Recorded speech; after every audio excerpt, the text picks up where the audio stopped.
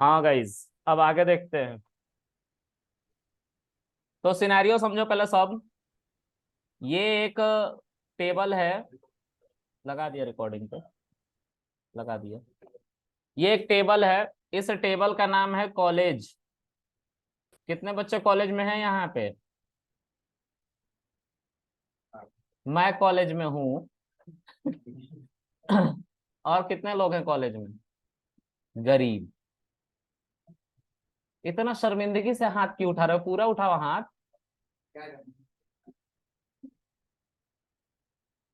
बताओ। तो कॉलेज नाम का एक टेबल बनाएंगे। क्या नाम है तुम्हारा?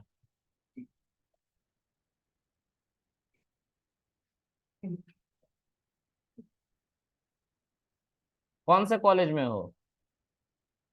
सीधी लाइन खींची है यार, बिल्कुल। हाँ, क्या?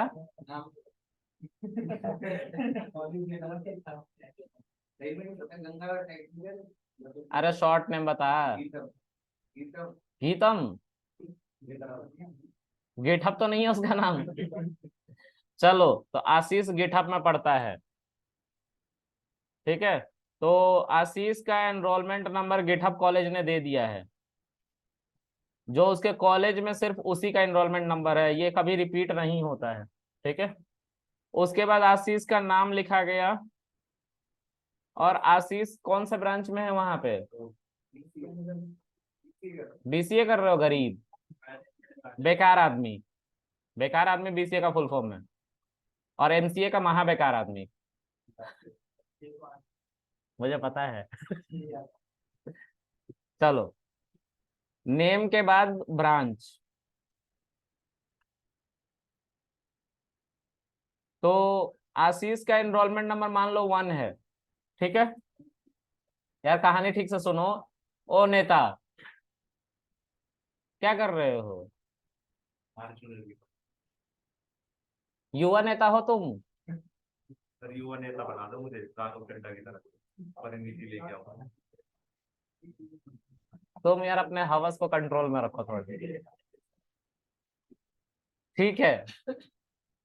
एनरोलमेंट के बाद क्या है? नेम है। नेम में क्या लिखेंगे हम? आशीष। आशीष स्पेलिंग बताना सही है ना? ओके। ब्रांच तुम्हारा बीसीए है ना? बीसीए। चुप हो जाओ, भगा दूंगा क्लास से अभी। तुम टिंकू चुप नहीं होगे? अच्छा।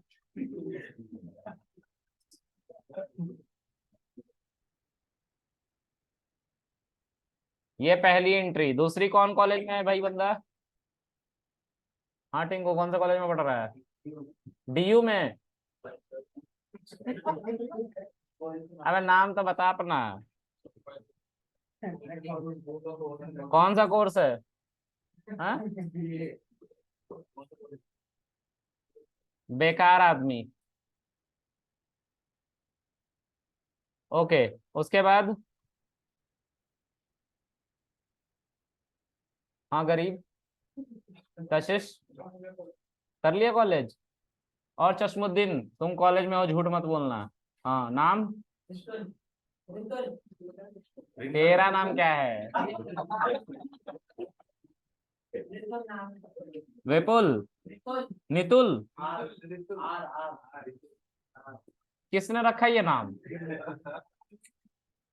Mister are. रितुल नहीं लिखूंगा मैं। कौन सा ब्रांच?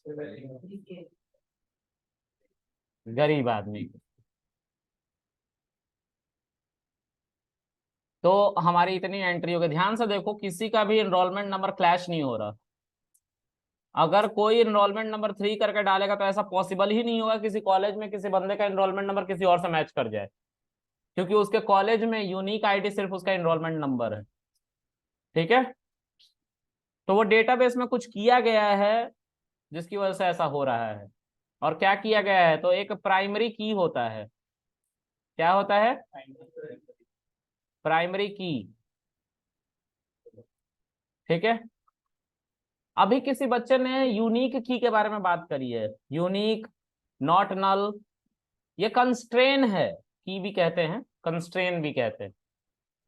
तो जो प्राइमरी की होता है ये दोनों बातों को होल्ड करता है। कौन कौन से दो बातें? यूनिक और दूसरा नॉट नल। मतलब प्राइमरी की जिस टेबल के जिस कॉलम पे लग जाएगा उस कॉलम के अंदर कभी भी खाली उस डेटा को नहीं छोड़ सकते, पहला, यानी कि नॉट नल होगा, कभी भी खाली नहीं होगा। डेटा अगर इधर फिलअप हो रहा है तो इधर होएगा ही होएगा प्राइमरी की। दूसरा है यूनिक, अगर एक बार 1 2 3 डल गए तो दोबारा 1 नहीं डाल सकते हैं, नॉट पॉसिबल। यूनिक। अब एक इंपॉर्टेंट बात जिसको मरते दम तक याद रखना, वो बात यह है कि एक टेबल पे एक ही प्राइमरी की होता है, लेकिन इंटरव्यूअर ट्रिक करता है कंपोजिट की से। मैं उसके बारे में बात करूंगा, अभी नहीं, 2 3 क्लास बाद। ठीक है, तो यूनिक के बारे में पता चल गया, नॉट नल के बारे में पता चल गया। ये दोनों कंस्ट्रेंट भी हैं। देखो प्राइमरी की इन दोनों को होल्ड करता है। एक टेबल पे प्राइमरी की होना चाहिए, क्यों होना चाहिए? क्योंकि एक टेबल में कोई ना कोई तो ऐसा कॉलम हो ना जिससे हम उस पूरे टेबल को टारगेट कर सके, उस पूरे डेटा को टारगेट कर सके, उसको ठीक ठाक करने के लिए, इसलिए होना चाहिए। अगर मुझे यहाँ पे चेंज करना है इसमें कुछ, ठीक है, कुछ चेंज करना है तो हम इसकी मदद से चेंज करेंगे, क्योंकि ये यूनिक है टेबल में, ये टेबल में इस कॉलम में यूनिक है, तो इसकी मदद से हम इस डेटा को बदल सकते हैं, है ना। नहीं तो मान लो 2 2 जगह होता तो क्या बदल पाते तुम? नहीं बदल पाते। इसलिए एक कॉलम को हमें यूनिक रखना ही पड़ता है और इसीलिए हम प्राइमरी की का यूज करते हैं। ठीक है, ओके। होप सो आप लोग को ये समझ में आ गया होगा। ऑनलाइन समझ में आ रहा है आप लोगों को? Yes sir. इतने कैंडिडेट है हमारे पास, दिखते क्यों नहीं है ये? अब आगे तो मैं इसी टेबल को बनाने जा रहा हूं। कैसे बनाऊंगा? क्रिएट की मदद से। क्रिएट टेबल बनाने जा, देखो याद रखो, हम पता है सबसे ज्यादा कंफ्यूज कब होते हैं? जब हम ये ऐसा कुछ सिंटेक्स लिख रहे होते हैं ना, तो क्रिएट टेबल लिखना है कि डेटाबेस लिखना है, ये हम कंफ्यूज रहते हैं। टेबल कहाँ नहीं लिखना है, क्योंकि अभी क्रिएट टेबल करना तो टेबल लिख रहे हैं, कल आप इंसर्ट इनटू करोगे तो टेबल और टेबल का नाम ऐसे लिखते हो, तो टेबल का नाम क्यों लिखना? टेबल सॉरी टेबल क्यों लिखना? टेबल का नाम सीधा लिखो, क्योंकि इंसर्ट तो टेबल में ही चलता है। याद रखेंगे, जो ऑपरेशन जहां चलता है उस जगह पे तुम्हें उसका नाम लिखने की जरूरत नहीं, जैसे टेबल लिखने की जरूरत नहीं, उसका सीधा नाम लिखो। नहीं समझ में आया ना? अभी आएगा थोड़ी देर में। इंसर्ट इनटू, अब इंसर्ट किसके ऊपर होता है? टेबल के ऊपर होता है, तो इंसर्ट इनटू टेबल नहीं लिखना, सीधा टेबल का नाम लिखना है। बात समझ में आ गई? तो क्या है टेबल का नाम? तो हम इंसर्ट नहीं कर रहे, क्रिएट कर रहे हैं अभी। तो क्रिएट, अभी हम देखो डेटाबेस भी क्रिएट होता है और टेबल भी क्रिएट होता है, तो यहाँ पे लिखना पड़ेगा क्रिएट टेबल। टेबल का क्या लिखेंगे? कॉलेज नाम लिखो। अब तो ये टेबल यहाँ पे मैंडेटरी है, नहीं तो डेटाबेस लिख देते तो डेटाबेस बनता है ना। अब उसके बाद क्या लिखोगे? तो वैल्यूज कब लिखते हैं? जब डेटा टेबल बन जाता है। अभी टेबल बना नहीं है, हम ऐसे लिखेंगे पैरेंथेसिस, और इसमें हम कॉलन का नाम लिखेंगे और उसके डेटा टाइप मेंशन करते जाएंगे। ठीक है, समझ में आ रहा है? सही बताओ, मुझे कुछ कुछ का चेहरा देख कर नहीं लग रहा कि समझ में आ रहा है। हाँ, गुमनाम आदमी आ रहा है।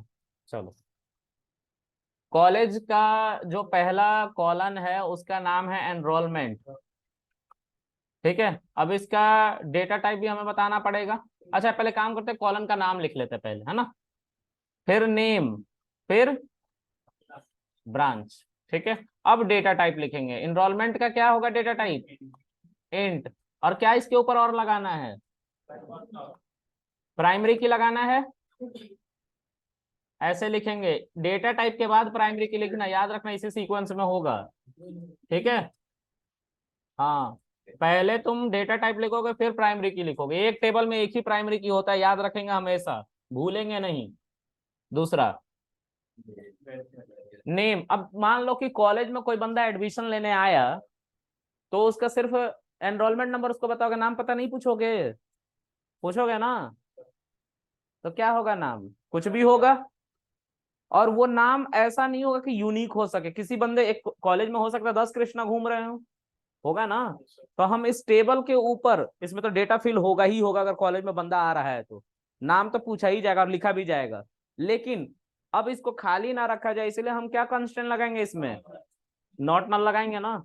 तो नॉट नल यहाँ पे यूज कर लेंगे हम। अभी लगाता हूँ वार केयर के आगे, आगे यूज होगा। यहाँ पे लिखो वार केयर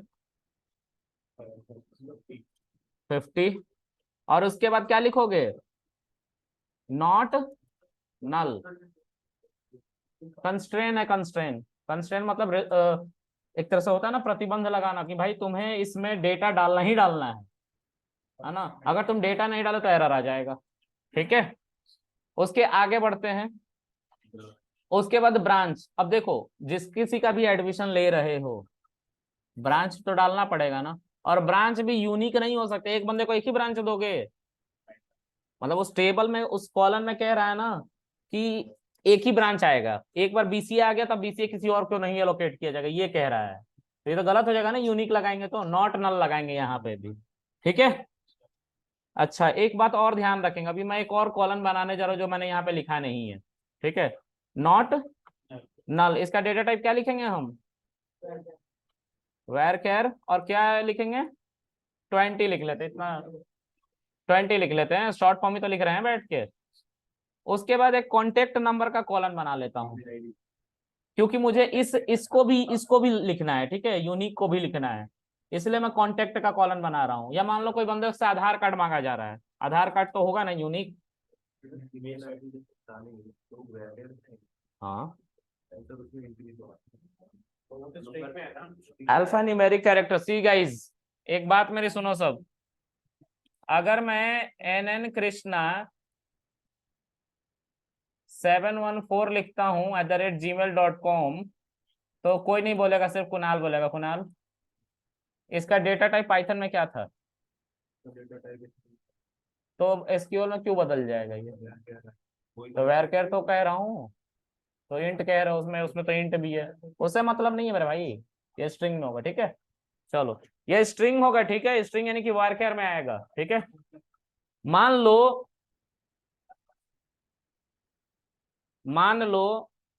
कि मैंने ईमेल ही पूछ लिया बंदों से, भाई ईमेल बताओ, तो ईमेल तो सबका यूनिक होता है।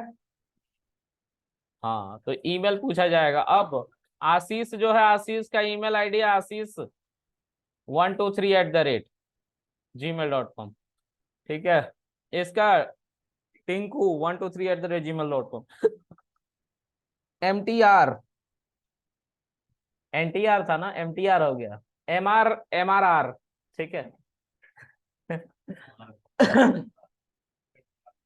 इनका लिख देंगे हम ऐसा ईमेल आईडी, तो मैं टेबल सीधा बनाता हूँ उसमें लिखूंगा। ठीक है, तो इसको मैं इसलिए लिख रहा हूँ क्योंकि मुझे यूनिक का भी यूज करना है, यूनिक कंस्ट्रेन का। तो ईमेल आईडी तो लिख रहा हूँ भाई, वायर कैर लिखेंगे, और इसमें क्या लिखेंगे, ईमेल आईडी देखो बड़ा हो सकता है 50 कैरेक्टर तक का। ठीक है, और उसके बाद हम क्या लगाएंगे इस पे, यूनिक। चला दिया हमने। हमने सभी टेबल, सभी कॉलम पे कुछ ना कुछ कंस्ट्रेन लगाया है। अब हम इस टेबल के डिस्क्रिप्शन में जाके इसको देखेंगे, DESC डिस्क्रिप्शन खोलने के लिए, और उसके बाद हम क्या करते हैं, कॉलेज का नाम लिखते हैं।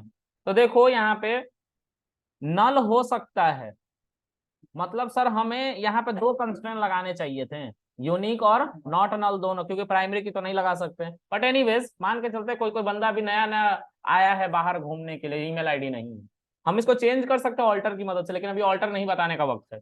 ऑल्टर जब बताऊंगा तो बताऊंगा, अभी नहीं है। एक सीक्वेंस है मेरा पढ़ाने का, उसको फॉलो करेंगे। क्या नहीं, ये जो है ना, ये ईमेल आईडी अगर किसी बंदे का नहीं डालोगे ना तो एरर नहीं बताएगा, वहां पर नल वैल्यू लिखी हुई आ जाएगी। ये कहने का मतलब है, मैं समझा रहा हूँ इस टेबल को, देखो एक बार।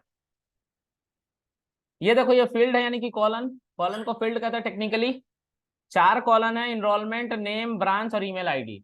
ये उनके डेटा टाइप है, जो टाइप नाम से लिखे हुए हैं। ठीक है, यहाँ पे इनरोलमेंट नंबर इंटीजर होगा, नेम जो होगा वो वेर केयर होगा, विच कैन कंटेन 50 कैरेक्टर्स, है ना। उसके बाद ब्रांच जो होगा that again a varchar data type which contain 20 characters, email which contain 50 characters. Now this one null, null का मतलब क्या है कि अगर तुमने इसमें वैल्यू नहीं डाली इस फील्ड में इनरोलमेंट नंबर में, तो इसके अंदर नल नहीं आएगा, इसके अंदर एरर आएगा। क्या नहीं आएगा? नल नहीं आएगा, इसके अंदर एरर आएगा, इसलिए नो लिखा हुआ है। नल वैल्यू ये एक्सेप्ट नहीं करेगा। कौन सा कॉलन? Enrolment colon. मान लो तुमने एनरोलमेंट नहीं बताया तो तुम ये सोचोगे कि यहाँ पे नल आ जाएगा, तो सॉरी नहीं आने वाला। क्यों नहीं आएगा? क्योंकि प्राइमरी की लगा हुआ है। ठीक है, यहाँ पे एरर आ जाएगा, एंट्री ही नहीं होगी। ठीक है, अरे चुप हो जाओ। हाँ, चलेगा ही नहीं, एरर आ जाएगा। हाँ, नल जो है, अगर यहाँ पे नो लिखा हुआ और आप डेटा नहीं डाल रहे हो इस फील्ड में, एनरोलमेंट नंबर नहीं डाल रहे हो, तो एरर आ जाएगा, चलेगा ही नहीं। ठीक है, यहाँ पे उसी तरह से नेम अगर आप नहीं डाल रहे हो तो नल नहीं आएगा, एरर आ जाएगा, चलेगा ही नहीं फिर से, क्योंकि नेम भी जरूरी है। उसी तरीके से ब्रांच में अगर तुमने ब्रांच नहीं डाला तो भी एरर आ जाएगा, क्योंकि वहां पे भी नो लिखा हुआ है, नल आ ही नहीं सकता। अच्छा देखो, एक बात सुनो, जब कभी कोई डेटा नहीं होता है तो उसकी जगह पे एक फिलर होता है ना, ऑटोमेटिक डेटा से फिल कर दिया जाए। तो वो जैसे सिनेमा हॉल में जो सीट तुमने बुक कर ली है उसके आगे तुम्हारा नाम लिखा हुआ आता है ना। लेकिन जो बुक नहीं करी है, जब ऑनलाइन बुक करने जाते हो तो अवेलेबल लिखा हुआ आता है ना, अवेलेबल बाय डिफॉल्ट वैल्यू है, तो वो इसी में सेट किया जाता है। तो जब कभी तुम कोई वैल्यू नहीं लिखते हो ना, तो इसकी डिफॉल्ट वैल्यू डाल दी जाती है इधर। समझ में आ रहा है? तो डिफॉल्ट वैल्यू तुमने बताया ही नहीं है, इसीलिए नल को नहीं डाला जाएगा। यहाँ पे सीधा नो कह रहे हैं ना हम, डिफॉल्ट वैल्यू को इसके अंदर लिखना होता है कि डिफॉल्ट वैल्यू क्या डालोगे तुम। बात समझ में आ रही है? ओके, अब ये समझ में आ रहा है गाइस? ओ भाई, लास्ट में समझ में आ रहा है? ये कॉलन के मतलब बता रहा हूँ, इनको बताने का कोई मोटिव होता नहीं है, लेकिन समझ लो, जरूरी है ये सब, है ना। ओके, अब आगे, अब ये एक्स्ट्रा है जो लास्ट में लिखा हुआ है, ये क्या है? एक्स्ट्रा। मैं इसको इरेज करता हूँ। ये लास्ट में क्या है? एक्स्ट्रा है। एक्स्ट्रा क्या होता है? देखो, जब कभी तुम किसी सेमिनार में जाओगे तो वहां पे एक रजिस्टर होता है जिसमें एंट्री होती है, और उस एंट्री में 1 2 3 4 5 6 7 8 करके सीरियल नंबर वाला कॉलम होता है, जिसमें लोग अपनी अपनी एंट्री करते जाते हैं, सिग्नेचर मारते जाते हैं, राइट? या किसी तुम इंटरव्यू में गए होगे तो वहां पे भी एक रजिस्टर लेके बाहर बैठा रहता है बंदा, कहता है एंट्री कर दो। किसी के फ्लैट में जाओगे तो नीचे बैठा रहता है गार्ड, बोलता है एंट्री करके जाइए सर। तो 1 2 3 4 सीक्वेंस बनाता है ना। अगर डेटाबेस के अंदर ये 1 2 3 4 वाला काम खुद ही होने लगे, यानी कि एनरोलमेंट नंबर खुद ही जनरेट होने लग जाए, तो उसको ऑटो इंक्रीमेंट कहते हैं। क्या कहते हैं? ऑटो इंक्रीमेंट एक्स्ट्रा के अंदर आता है। अगर किसी कॉलम के ऊपर ऑटो इंक्रीमेंट लगाओगे तो उसकी काउंटिंग 1 2 3 4 अपने आप बढ़ती जाएगी, उसको डालने की जरूरत नहीं है।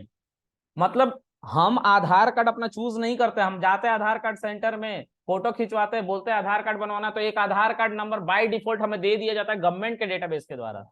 तो गवर्नमेंट ने अगर इस डेटाबेस को मेंटेन किया है तो उनका जो कॉलम है जिसमें आधार कार्ड का नंबर रखा हुआ है उसको ऑटो इंक्रीमेंट मोड पे रखा गया है कि आधार कार्ड बाय डिफॉल्ट इसको उसके अगले वाला कैरेक्टर मिल जाए, अगला वाला नंबर मिल जाए 12 डिजिट का, है ना। बात समझ में आ रही है मेरी? किसको नहीं आया? तुम लोग सब जीनियस हो, जीनियस। आगे देखते हैं। क्या तुम सही समझ रहे हो? अगर कुछ समझ रहे हो तो नहीं रे, उसके लिए जीनियस वाला काम करना होता है, सुनने से थोड़ी ना होता है। बोलो मत। कितना दुखी आदमी है यार तू। मर मत जाना, कहीं सुसाइड मत कर लेना रोड पे। चलो आगे देखते हैं गाइस। अब क्या है कि हम इसके अंदर डेटा को इंसर्ट करने जा रहे हैं, ठीक है। तो इंसर्ट किस फॉर्म में करेंगे? उसी फॉर्म में करेंगे जिस फॉर्म में हमारा कॉलन बना हुआ है, यानी कि फील्ड बने हुए हैं। पहले एनरोलमेंट नंबर डालेंगे, फिर उसके बाद नेम डालेंगे, फिर ब्रांच और फिर ईमेल आईडी। ईमेल आईडी अगर तुम नहीं डालोगे तो वहां पे क्या आ जाएगा? ठीक है, नल आ जाएगा। नहीं, ये ऊपर से नहीं बनती, ऐसे ही बाय डिफॉल्ट सेट किया गया है। अभी पता है ये क्वेश्चन तुम दोबारा कब पूछोगे? यही सेम ये तुम दोबारा क्वेश्चन पूछोगे डेट टाइम में कि सर डेट टाइम उल्टा पुल्टा नहीं हो सकता, मैं बोलूंगा सॉरी नहीं हो सकता। By default. हाँ बाय डिफॉल्ट कुछ सेट किए गए इनके अंदर, ठीक है। चलो चलो आगे देखते हैं। अब जो है मैं इंसर्ट इनटू